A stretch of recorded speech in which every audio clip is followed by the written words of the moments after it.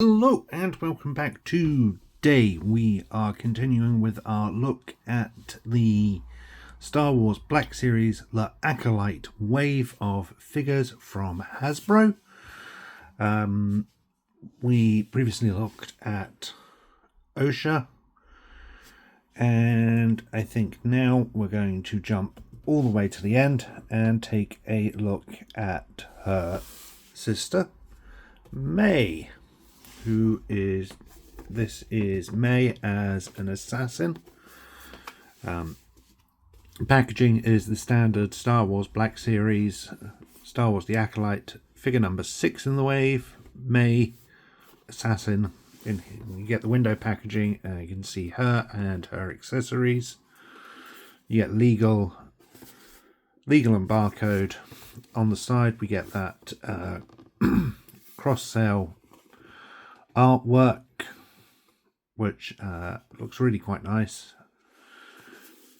On the back is a brief bio on the character, and then on the other side is our continued window cell packaging, so you can see her from the side if that is how you wish to display it. Your figure, display it how you want. Top is plain black. So opening her up,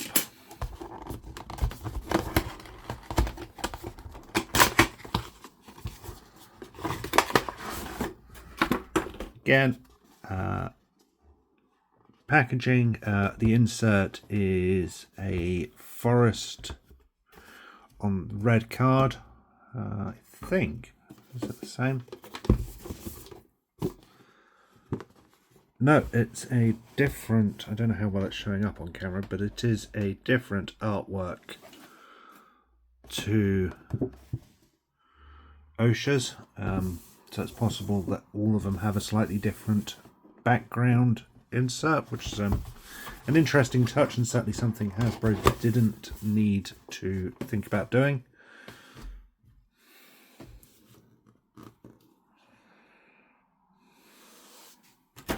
So let's get May out of the packaging. She comes with a bunch of throwing knives.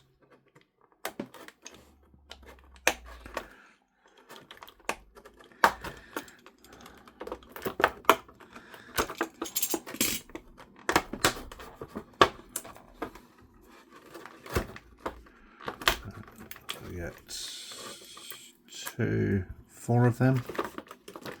If you've seen the series, you'll certainly know, or if you've seen the very first episode, without any real spoilers, you know how important these knives are to the character. She also comes with her face mask, and then the character herself. So let's take a quick look at those knives. They're all of the same. They are very small, but you can see that in a molded black plastic, but they do have a silver paint tap on the tips, which is a nice touch. The mask is just a standard black piece of plastic, nothing special to it. And the figure, she comes with a cloth good robe, which is removable if you wish. I always find cloth goods on a figure to be sort of a hit and miss. It's very, very rare that I find a sort of 6-inch figure at the £20 range who has really decent cloth goods. So sort of by the by on this one, it's not too bad. This one isn't too bad. It fits her quite well. It doesn't just feel like a piece of cloth over a piece of plastic. It's definitely better than some of the ones I've seen, but equally it's just again, a very thin piece of cotton draped over the figure near enough. I do like that there is some stitching on the hood, holding it to the rest of the cape so you can get that folded appearance. The hood can fold back, but that does end up affecting how the rest of the robe looks. It's definitely better when it is up fully. If you pull it down and mess around with it, it doesn't look as bad. It doesn't look as bunched up. But it's not too bad. It's not the worst. It's not the best I've seen. It's just kind of is. We get the maze head sculpt, which is interestingly a slightly different sculpt to Osha, given they're essentially twins, identical twins. I don't think they necessarily look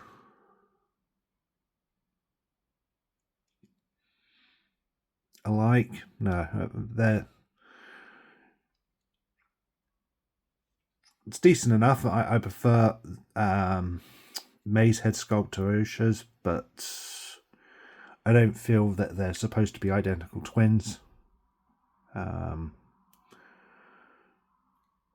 That I feel was certainly a much closer representation to the actress who portrayed Osha and May, but it still remains as that it's not 100%, which is a bit of a shame given that Hasbro typically use this 3D scanning tech. I'm surprised this one isn't as close as some of the others we've seen. I'm going to take this robe off just for a minute while we look at the character. So you can see the chest plate of her costume there is given some nice paint apps. There's a sort of a glossy silver along the top here, and that does... No, it's not a separate piece, it's layered. And it almost looks like it's separate pieces, but it's not. It is one, it's just the way it's molded. She doesn't have... It almost looks like she's got butterfly joints under the molding of the top, but I'm not certain if she does or not. There's just different parts there. You can see there's almost some chainmail coming down the arms into the cloth and goods, or the cloth of her arms.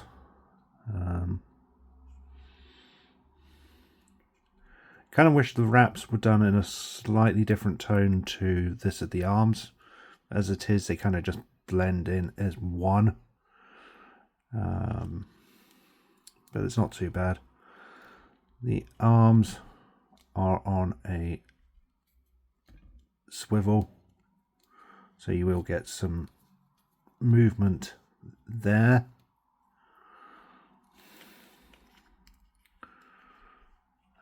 Coming down, we get the molded detail on the belt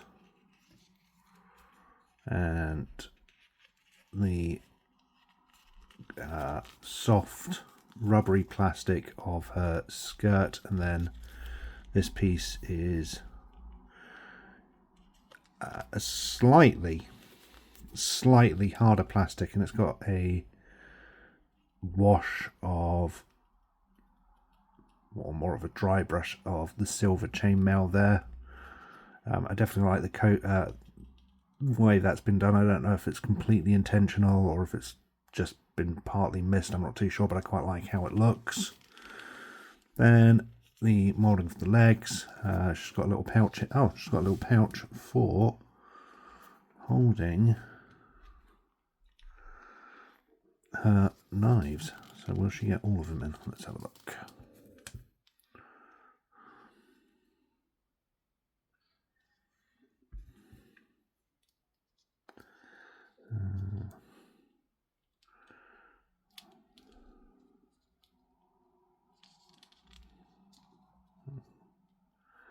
So I think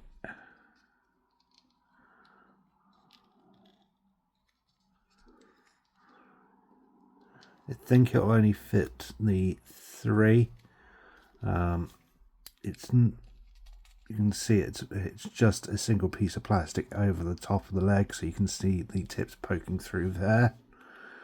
But that is really nicely well hidden with the skirt, and it's a nice touch. That wasn't something I was expecting on the figure. Then we got the moulded detail of her boots. As for articulation, her head and neck are on ball joints, so you get the full turn there. One thing I want to add, if anyone's wondering, she doesn't have the tattoo markings under her hair there. I wasn't expecting it, given the fine detail that would have been needed for that, but I just wanted to check. But anyway, head and neck are on ball joints, so we get a nice full range of movement. The arm almost looks like it wants to be on a butterfly joint, but I'm not 100% certain it is. But you do get the standard ball and swivel. Single bend at the elbow. Wrist has a hinge there. Torso has a ab cut and is on a ball joint at the ab, so you can get a range of movement from her there. Leg will come that far back because of the skirt. If you move the skirt out the way, you can sort of get it further back. Comes forward that far and will be allowed that far with the skirt still. Has bend at the knee. No boot cut, but there is a swivel at the knee. Given the height of the knee and the boot, it's not too bad of a swivel there.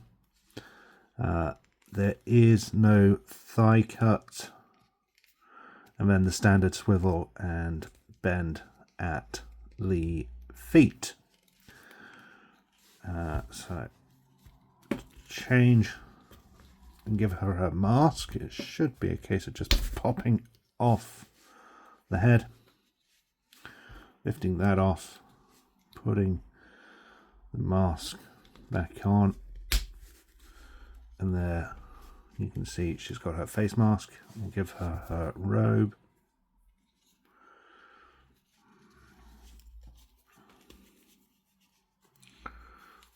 Give her the robe. Always feel weird dressing a figure.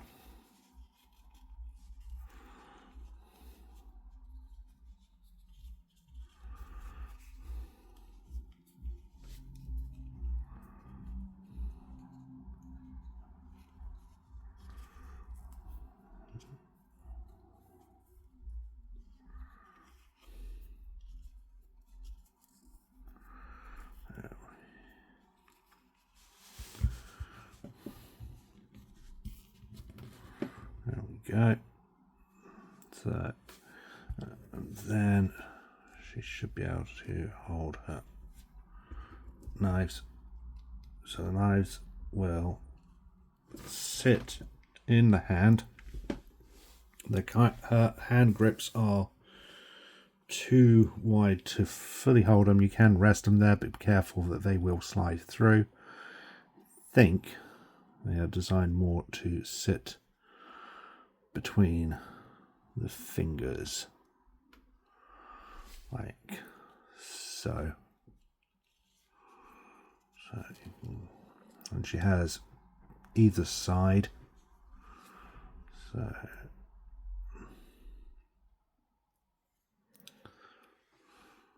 all Can she hold multiple knives in one hand?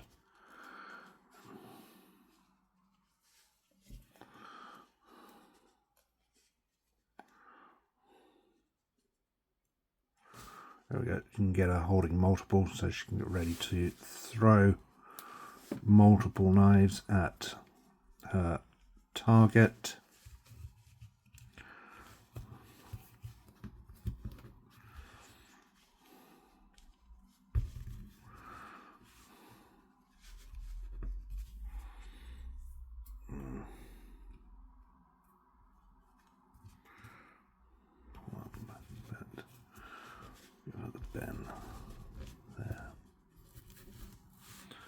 There we go.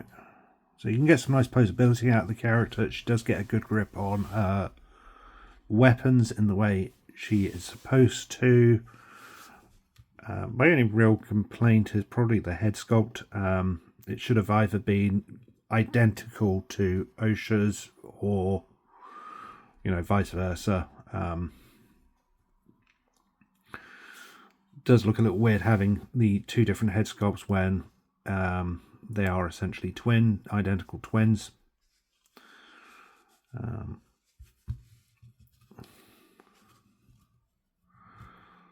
Cloth good is essentially what it is, but otherwise I like the figure. Movement's kind of standard. But yeah, there she is. I like the figure. I'm glad to add that one to the collection. And she can get put over there until we look at our next figure. So thank you for watching. I hope you've enjoyed this video. Until next time, stay safe and may the force be with you.